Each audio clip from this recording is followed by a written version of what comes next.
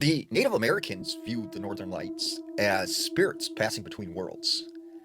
Now, to them, it was sometimes considered a bad omen to see these lights, especially if there was a lot of red in the sky, because this meant that someone in their village would pass away.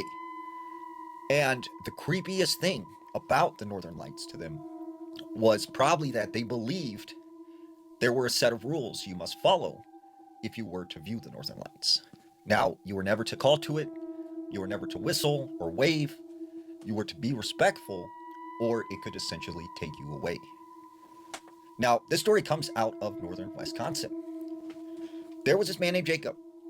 Jacob said this one particular night, him and his buddies decided they were going to go out to this farm and view the Northern Lights. So they all get on their snowmobiles and they head off down this trail, which would take them to this big open farm.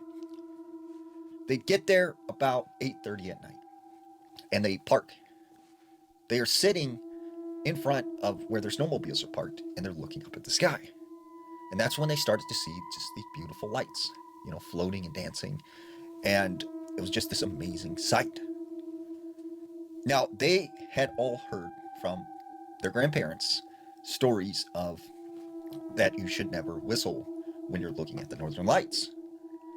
And one of them starts whistling, and all of them start to laugh, and they just thought it was a joke. But they said that's when all of a sudden, all of their snowmobiles turned on by themselves. The lights came on, and the engine started, and they're like, what is going on? And all of these snowmobiles, they start going haywire. The lights are flickering, the engine's going off and on, the engine is revving by itself, and they can't figure out, what was going on. So they said that's when they looked up in the sky, and it almost appeared as if these lights were forming some kind of hand. And they were coming closer and closer towards them. So they jump on their snowmobiles, and they start speeding off down this trail. And they said as they're going down this trail, they began to be chased by something.